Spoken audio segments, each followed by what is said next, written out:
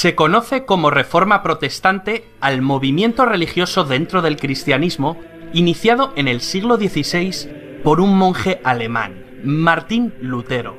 Sus postulados produjeron un gran cisma en la Iglesia católica, lo que dio origen a numerosas iglesias que hoy agrupamos bajo la denominación de protestantismo. Un acontecimiento de primera magnitud que cambiaría para siempre la historia de Europa.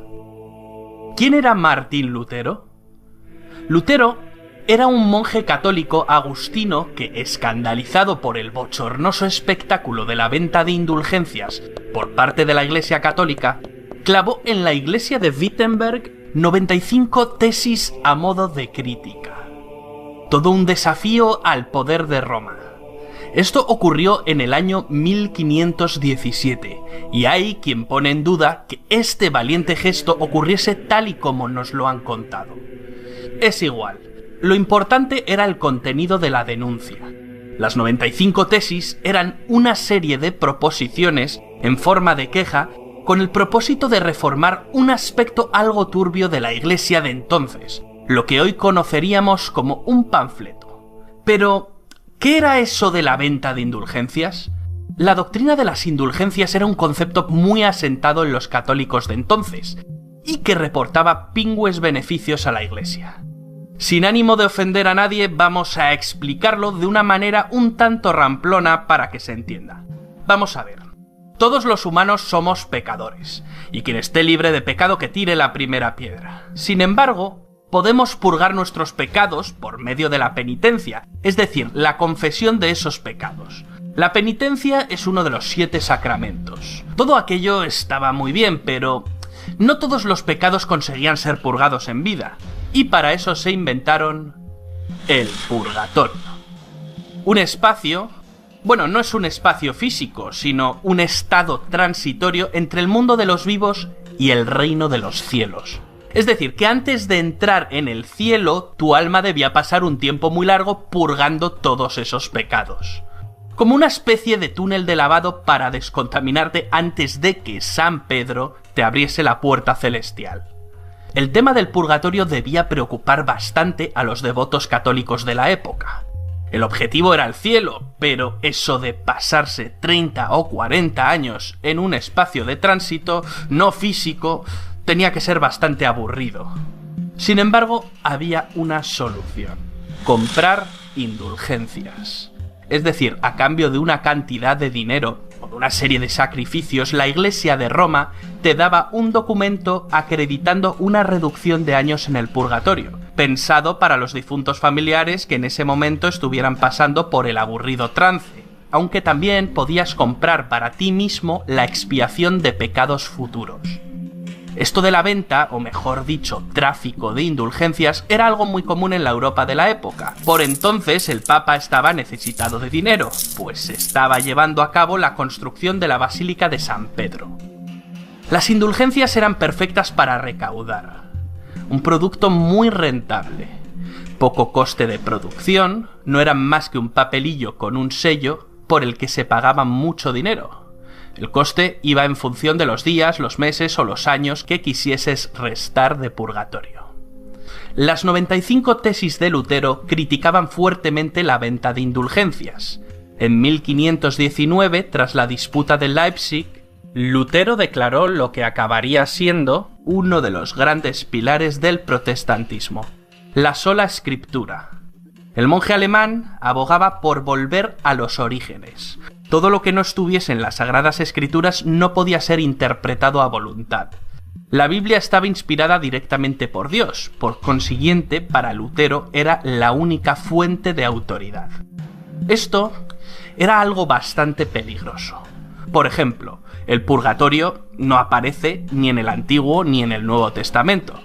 Lutero había destapado una de las vergüenzas de la Iglesia y por lo tanto era un incordio. Que no una gran preocupación, pues la herejía no era nada nuevo en el seno de la Iglesia. Aún así, en 1521, el Papa de Roma publicó la bula Decet Romanum Pontificem, excomulgando a Lutero. Incluso ese mismo año, el emperador del Sacro Imperio Romano Germánico, Carlos V, le llamó al orden. Y nada, No hubo manera de meterle en vereda. Para los católicos, Lutero era un hereje, un delincuente. Por ello se prohibió la lectura y posesión de sus escritos. Todo esto lo que hizo es darle más publicidad al monje alemán. La batalla estaba servida, y Lutero supo manejarse muy bien con la propaganda. Otro alemán, Johannes Gutenberg, había inventado la imprenta unos años antes. La imprenta fue el gran aliado para difundir las ideas de Lutero y para poner a caldo a la Iglesia católica. Las palabras de Lutero recorrerían Europa y surgieron otras voces contestatarias. Zuinglio, Calvino, incluso el monarca inglés Enrique VIII aprovecharía para separarse de Roma y crear su propia iglesia, la Iglesia Anglicana. Tras la Dieta de Worms, los agentes de un príncipe alemán, Federico de Sajonia, capturaron a Lutero y lo refugiaron en el castillo de Wartburg. Querían protegerle. Durante estos años, Lutero traduciría la Biblia al alemán y desarrollaría su doctrina reformista.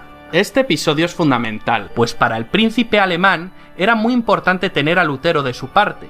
Lutero era una herramienta muy necesaria y codiciada para desencadenar ese enfrentamiento entre las oligarquías alemanas y el emperador. Algunos príncipes alemanes no creían en el proyecto europeo y cristiano del emperador Carlos V, no porque no fuera una buena idea, sino porque podía poner en peligro sus cuotas de poder. El material de Lutero, con su confrontación religiosa, era un material perfecto para encender la llama de una cruenta guerra. Y así se hizo, se sacudió el tablero y todos empezaron a mover ficha. Cualquier excusa es buena para iniciar una guerra, y en esta ocasión la excusa fue la religión. La Iglesia católica quedaba rota y la unificación alemana quedaba enquistada. Y mientras en Europa los países en guerra avanzaban hacia el Estado moderno centralizado, Alemania se disgregaba en diferentes poderes locales, alargando de manera anómala el sistema feudal. Tras una serie de guerras, ese pulso entre Lutero y el emperador, se puede decir que lo ganó Lutero. En 1555 se firmó la Paz de Augsburgo. El imperio de Carlos V quedaba dividido en dos confesiones cristianas, luteranos y católicos. Los príncipes alemanes podían ahora elegir la confesión a practicar dentro de sus estados. Los súbditos de cada príncipe estaban obligados a profesar la religión que éste eligiera. Esto, por supuesto, distaba mucho de una supuesta libertad religiosa. La intolerancia religiosa dentro de los estados protestantes fue un hecho. Y como dice la profesora Elvira Roca Barea, y como hemos anticipado antes, no es verdad que el protestantismo trajese el progreso. Todo lo contrario, el Sacro Imperio se quedó anclado en la Edad Media hasta el siglo XIX. Pero ¿cuál fue la reacción de la Iglesia Católica tras la Reforma Protestante de Lutero? La reacción fue lo que se conoció como la Contrarreforma Católica. Pero eso ya lo contaremos en otro vídeo.